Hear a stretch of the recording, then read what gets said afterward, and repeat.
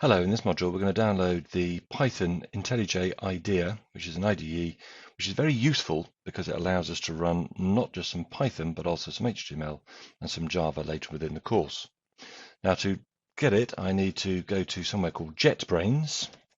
They're being the people who actually create it. Now, I'm sure the website will probably look a little different when you go to it, but there'll be lots of similarities. So within the tools here, I want to go to the IDEs and I want to choose the IntelliJ IDEA. Notice there's also something called PyCharm.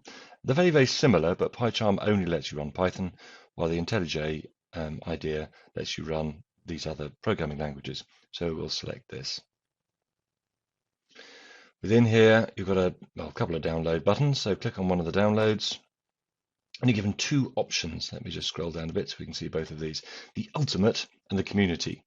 Now the Community one is free, so I'm just going to click on the download on that one and talk a little bit about the Ultimate while that is downloading. Now the Ultimate one is one that you would pay for, and you can pay for either monthly or annual installments. And if you're going to develop this further, then I love it. I think it's a fantastic product to stick with. If you're not entirely sure, you can go ahead and choose a 30-day trial. While it's still downloading, I'm just going to pause the video while that downloads, because it says it's got 5 minutes to run, and I won't put you through that waiting for that.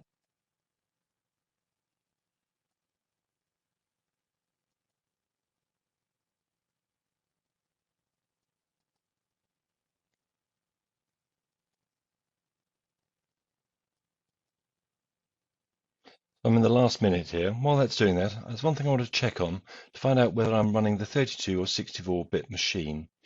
This will be different whether you're running Windows 7, 8 or 10.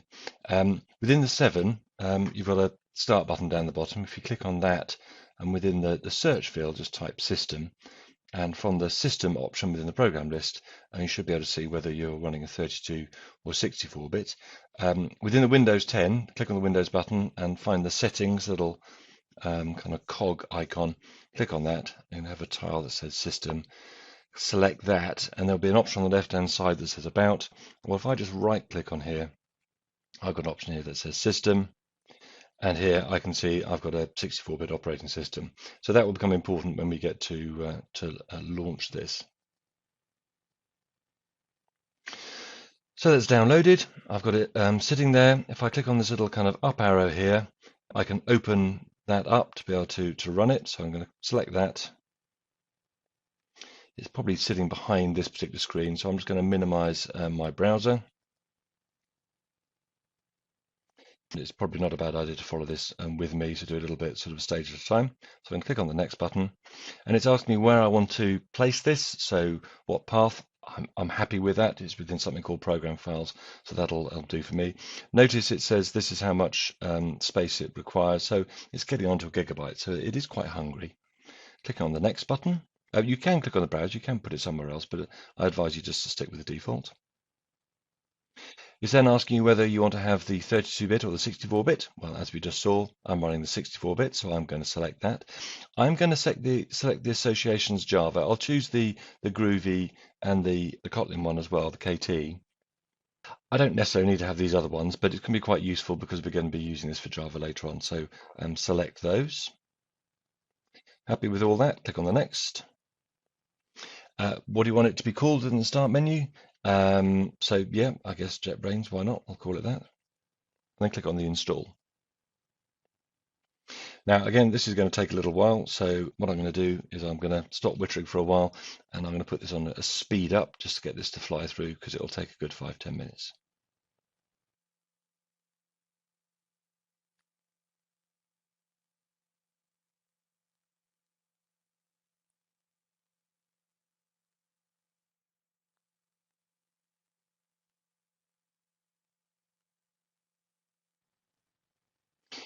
Okay, so that's done the installation. In effect, what we're going to really do now is do some of the configuration, deciding what we want to have within it. So it has been installed, but there's still certain things we need to be able to set, because the IntelliJ is quite a big program. So I'm going to select the Run IntelliJ IDEA Community Edition and then click on the Finish button.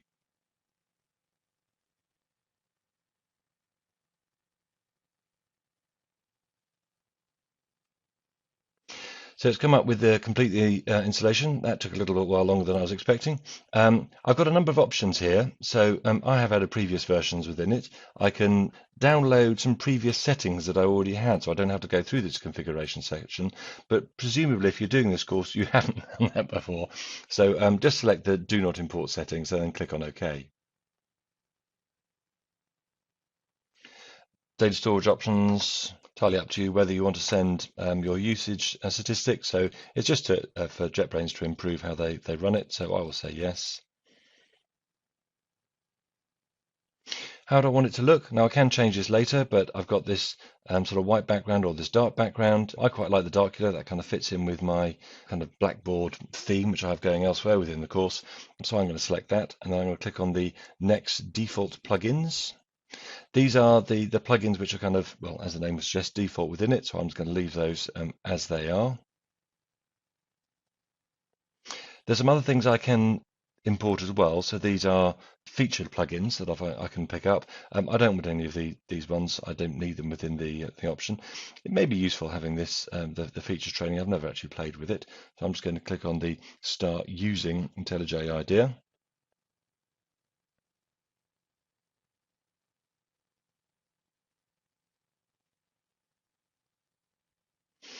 Notice it's already picked up that dark background. There's a few things I want to do actually within here before I go and create a new project. I'm just going to do a little bit of a configuration because at the moment the IntelliJ hasn't been set up for Python. So if I go to the Configure drop-down and select Plugins, I'll just pull this down a bit so we can see it a bit more within the size of the screen. Up here, I'm just going to type in Python, and I'm then going to come down to install the JetBrains plugin. Again, I'll just shrink this down a little bit. So what it's done is gone off to JetBrains, and it's basically found the Python that I want to run with. Now, in the example which we see here, I've got a number of other kind of little Pythons. I want to choose the Python Community Edition is what I want to run with. And on the right-hand side, I've got a button that says Install, and I click on the Install.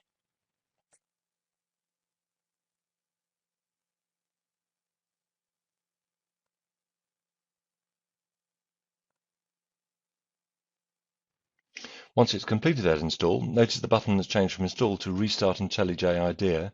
The reason for this is that it basically needs to get this thing going again, so it'll only pick up that plugin once it's been restarted. So click on that button.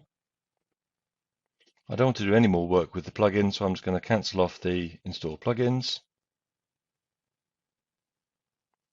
Now my restart didn't seem to run, so what I'm going to do is I'm just going to close down IntelliJ IDEA by just closing up on the cross, up in the little dialog box. And actually I have got IntelliJ IDEA down here, or I've got it on my desktop as well. If I just can move it down a bit, doesn't matter where I start that from.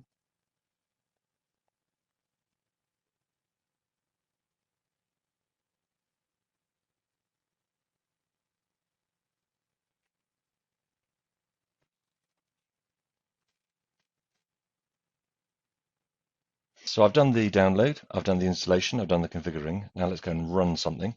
So I'm going to click on the Create New Project.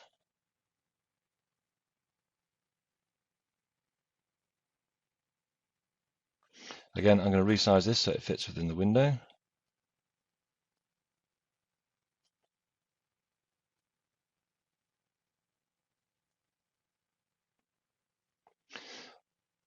I've got a number of options here on the left-hand side, and I'm going to click on Python. Up the top here, it says the project SDK. This stands for the Software Development Kit. And you can see I've already got a path name up here. You may not have a path name up there, so it may not actually show, but you want to have something similar to that. Now, if you need to, you can add a new path within there. So if I click on the new here and choose Add Local, hopefully that one hasn't been cut off on the side. It's put something in here for me, but I can change the location of this. So if I just click on the little box here. Now, I want to make sure it doesn't actually give me a little tooltip in this one, but this is kind of a little show hide button. And if I just go to where my users are, and I want to go to the name of this PC, which is everyday use. Scroll down a little bit, and I want to come down to where there is some app data. Now, if I just click on the sort of show hide bit, but you may not be able to see this one. I haven't got this set to being a hidden file. If you can't see app data, you're going to want to click on this little button here, which will allow you to see any hidden paths. But obviously mine is displaying quite nicely. So I want to choose app data, then local. Scroll down within local till you find programs.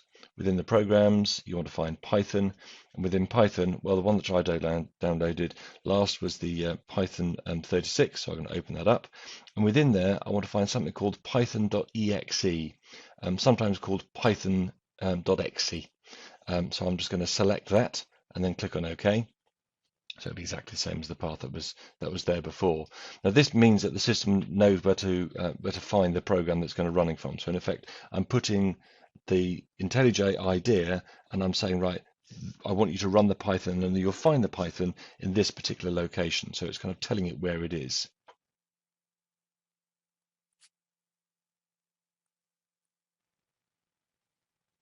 Once that is completed, again, this may take a little while, click on the next button. It asks you for a project name. I'm going to call this one Hello World, as that is standard, and then click on the Finish button.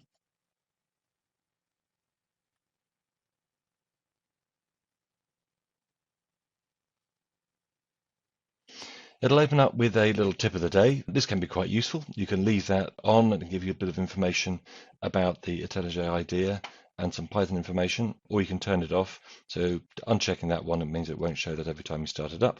But I'm just going to click on the Close button here. It's doing some indexing down the bottom. I'll wait for that to finish.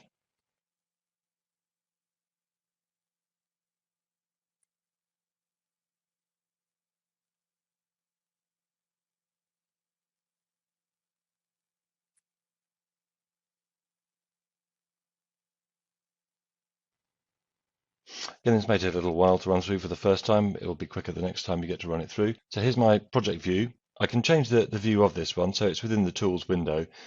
So I can kind of turn that one off or bring it back on again. So if you can't actually see it and you're wondering what I'm talking about, go to the view drop-down menu, select tool windows and go to project. Notice holding the Alt and the 1 together on your keyboard will actually open that up as well.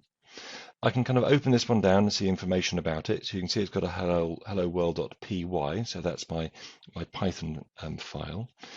If I right click on it and I want to choose new, and then down here, I'm going to create a new Python file.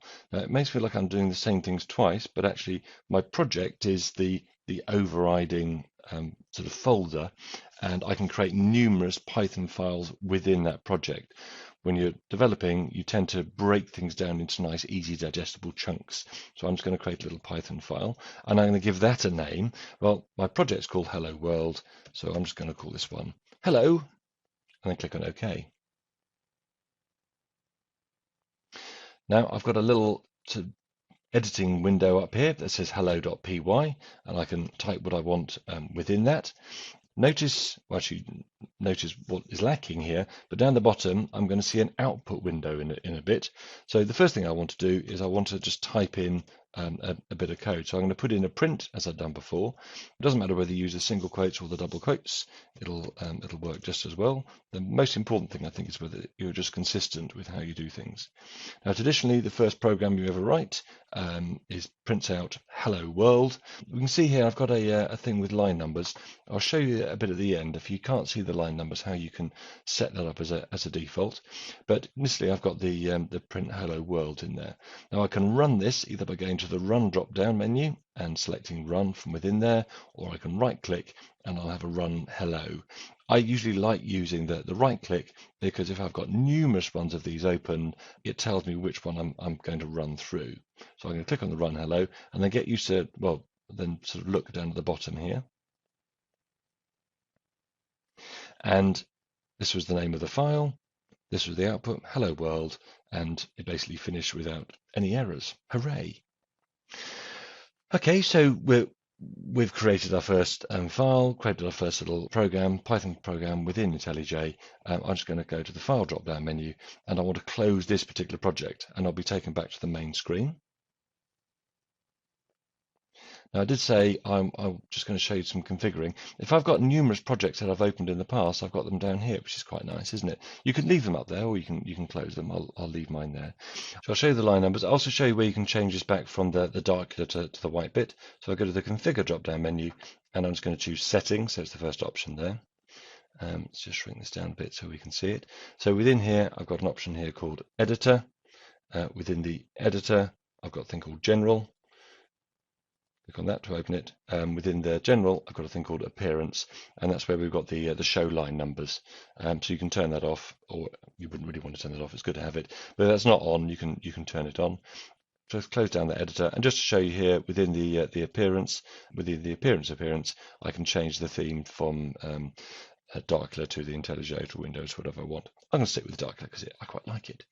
Okay, so we've been looking at downloading, installing, configuring IntelliJ IDEA, and we've even created our first Python project and created a little Hello World program within that.